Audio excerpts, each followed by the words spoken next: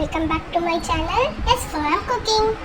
இன்னைக்கு நம்ம சேனலில் பிரிஞ்சால் மஞ்சூரியன் எப்படி பண்ணுறதுன்னு பார்க்கலாமா?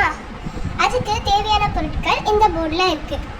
நம்ம இப்போ ஒரு பவுலில் ஒரு 4 to 5 கத்திரிக்காய் எடுத்து வாஷ் பண்ணி எடுத்துக்கலாம்.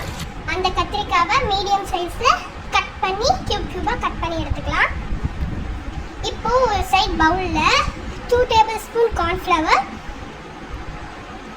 1 teaspoon chili powder, 1/2 teaspoon Kashmiri chilli.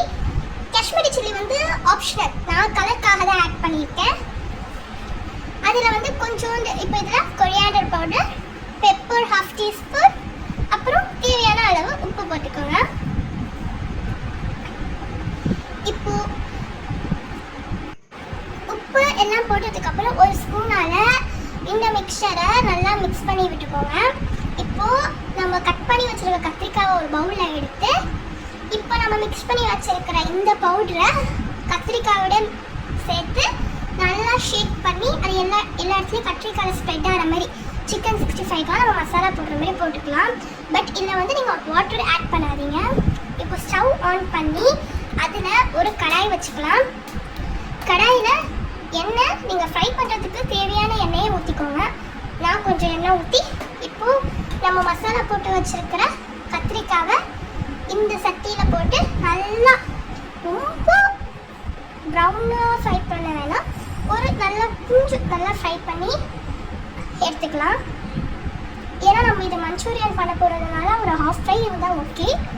But உங்கள் கிட்ஸ்க்கு எப்படி பிடிக்குமோ அந்த மாதிரி ஃப்ரை பண்ணிக்கோங்க. எப்படி பண்ணாலும் மஞ்சூரியனுக்கு நல்லா தான் இருக்கும்.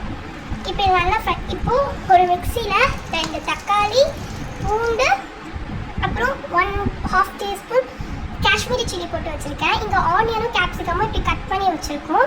இங்கே ஒரு பவுலில் வந்து நான் 1 tablespoon கார்ன்ஃப்ளவரை தண்ணியில் மிக்ஸ் பண்ணி வச்சுருக்கேன்.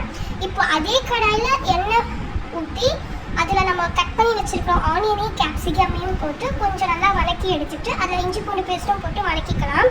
இப்போ நம்ம அதை மிக்சியில் பேஸ்ட் பண்ணி வச்சுருக்கோம்ல அந்த தக்காளி, இதை வந்து இதில் போட்டுட்டு நான் வந்து 1 tablespoon கெட்சப் வந்து இதில் ஆட் பண்ணிக்கிறேன், டொமேட்டோ கெட்சப்.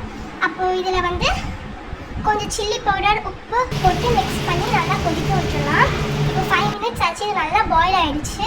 இதில் நம்ம கார்ன்ஃப்ளவர் மிக்ஸ் வச்சுருப்போம்ல அதை போட்டு இப்போ நல்லா மிக்ஸ் பண்ணிவிட்டு இதில் நம்ம கட் பண்ணி வச்சுருந்தா கத்திரிக்காவை போட்டுடலாம்.